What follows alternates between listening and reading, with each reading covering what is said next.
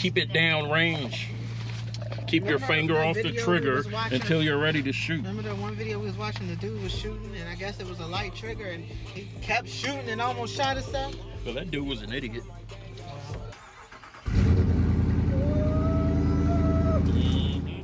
Hey guys, welcome back to the channel. Today we have a different type of video for you. We're actually going to be heading to the gun range today. I'm going to let Ali tell y'all a little bit about what we're going to be shooting. Yeah guys, so today we're going to be test firing two of our newer pistols. We have the Springfield Armory Prodigy and the Staccato XC. The Springfield Prodigy, we have the 4 1/4 inch version of it, and it's somewhat of a polarizing gun, I guess you could say, because it's newer to the market. Some people had issues with the 5-inch version. 4 1/4 inch, those have been running pretty consistently from what I've seen, but we'll take a look at ours and see how it performs. Not expecting any major issues. The only things I did to the Prodigy are add an EOTech E-Flex optic. I changed out the guide rod for Atlas Gunworks toolless guide rod, and I added a Dawson Precision mag well. Other than that, it's fully stocked. So we're gonna get into it and take a look to see how it runs.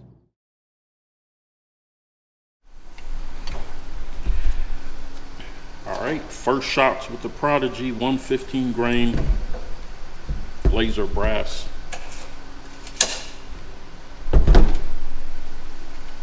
Factory mag. Basically just testing, see how it runs, more so than accuracy and everything. So let's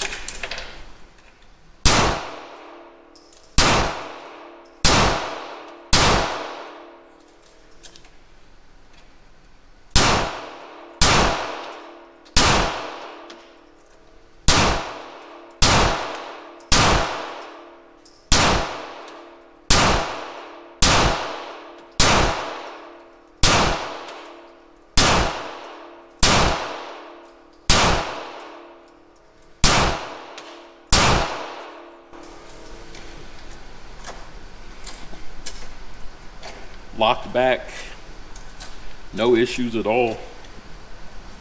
Take a look at the group.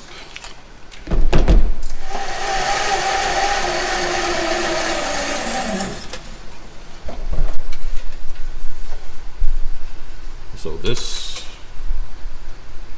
was all of the Prodigy right there. Some of these other ones were from my Beretta when I was sighting it in.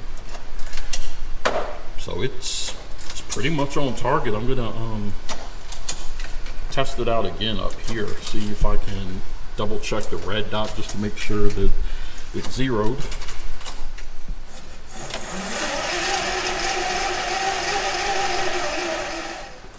All right, we're gonna run a Staccato mag through it, another 20.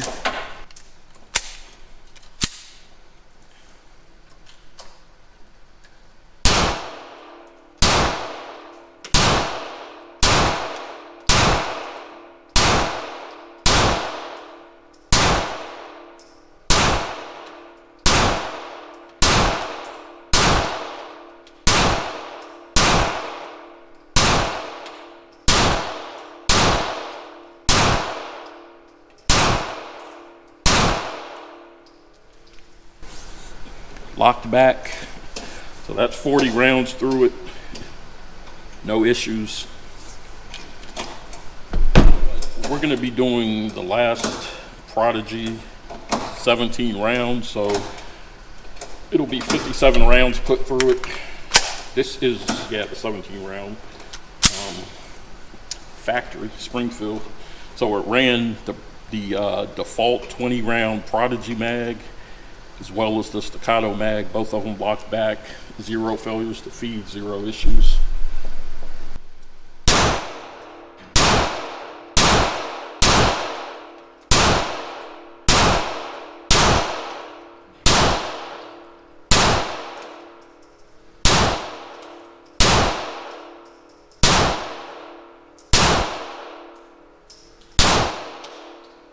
feel like it's hitting left.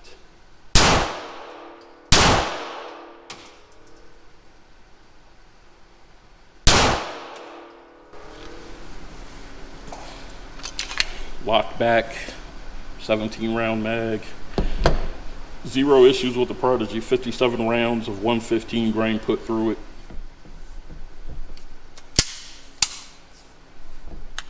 All right, 124 grain on the Prodigy, 20 rounds. Shamelia's up. Oh, they helped me with my aim. And they helped me with my game. They helped me get some fame. Because me and you are not the same. Really? No.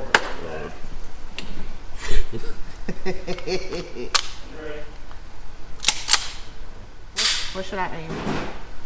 Dead center. Where you aim? You tell me. All right. You'll see. Don't worry. You'll see. I don't think that's where. Shut up.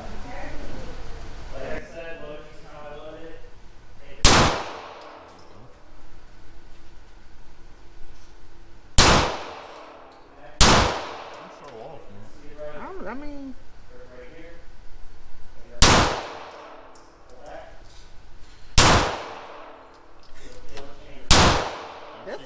this mine right here. I knew you were. This my like gun. It's a little bit lighter, easier to handle. Trigger's not as light as.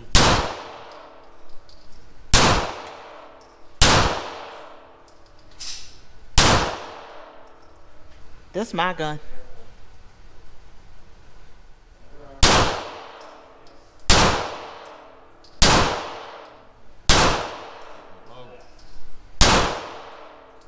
Whew. That's what happened when my arms get tired. I realize when I know, but my arms just be so tired.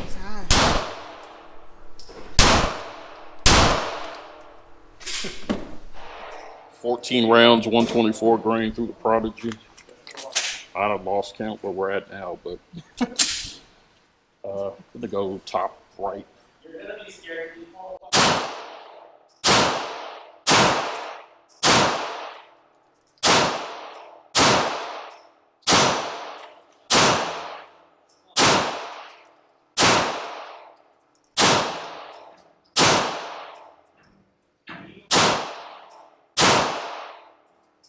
I think this dot is, need to zero that dot. I think it's a little low.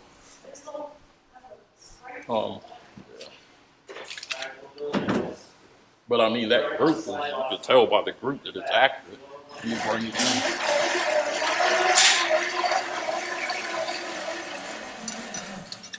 So you can see that group. It needs to be sighted in. I don't know what time to sight these things in right now to find it, but Shamelia on the Prodigy.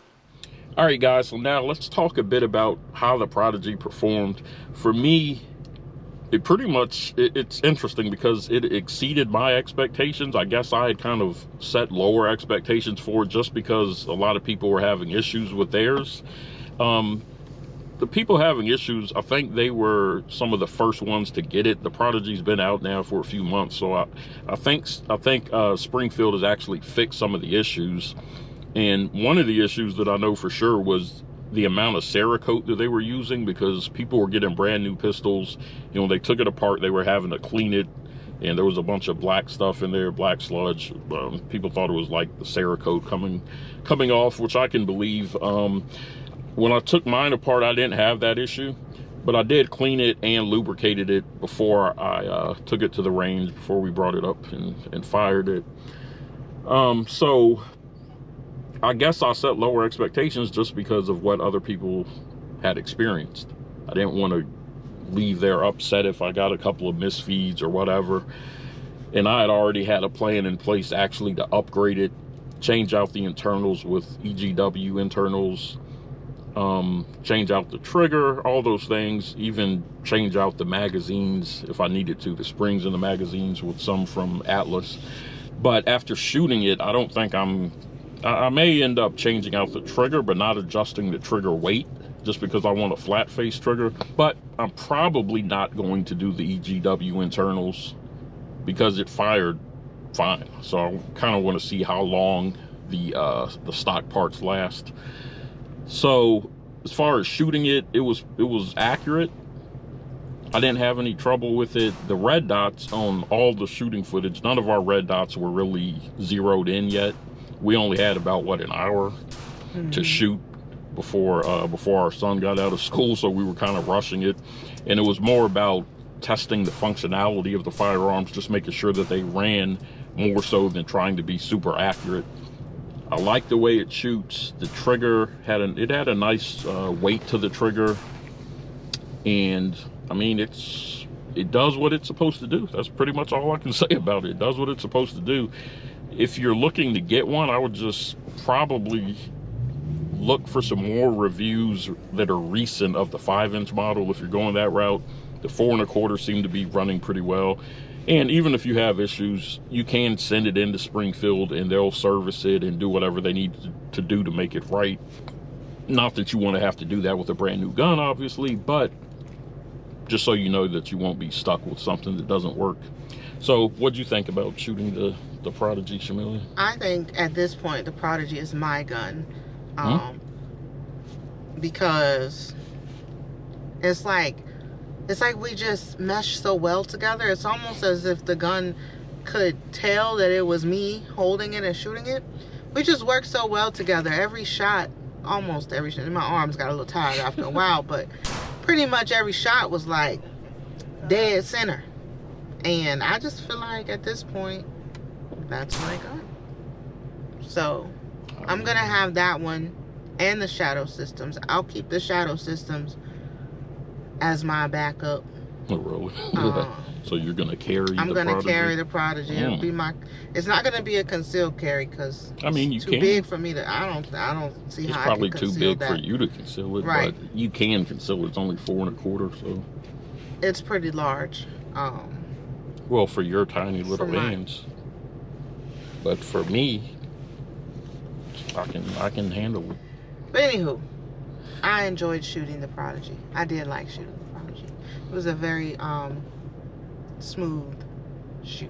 What'd you think about the weight of it? I know you said that your arm got tired, because these are like they're heavier. If you're used to a Glock or something like that, these are a departure from that. Glocks have the full polymer frame. These have a metal frame with a polymer grip module on it, so they are heavier. The barrels are thicker. They use what they call the bull barrel, and overall it's just a heavier gun. Not unbearably heavy, but noticeably heavy, which also actually can help mitigate some of the recoil. But what do you think about the difference between, like, say, your shadow systems and the Prodigy in terms of weight? In terms of weight, I prefer my shadow systems. I prefer smaller guns that really fit comfortably into my hand, that I don't have to put too much force to hold them up. After maybe like 4 or 5, maybe 6 shots on the Prodigy, my arms are starting to get my arms are starting to feel like noodles. So then that started messing up my aim, and I started aiming lower because Excuses. Oh, excuse me. I'm sorry, go ahead. You okay? Yeah, I'm good. There's a lot of pollen out here. There's a lot of pollen. Anywho, so I prefer the shadow systems just because it's smaller and it doesn't take quite as much force. Because, you know, ever since I had the baby, I'm not in the gym like I used to be. So my little muscles, you know, they ain't what they used to be, you know. So I prefer the shadow systems in terms of weight. As far as pricing, yeah, it ranges from about $1,300 to a little over $1,500, depending on which model you get. I think they actually dropped the price some, though, but they raised the price on the optics plate. So if you're putting an optic on it, you will need to purchase an optics plate. The one that it comes with is fit for Springfield Armory's newish optic, which isn't really all that great.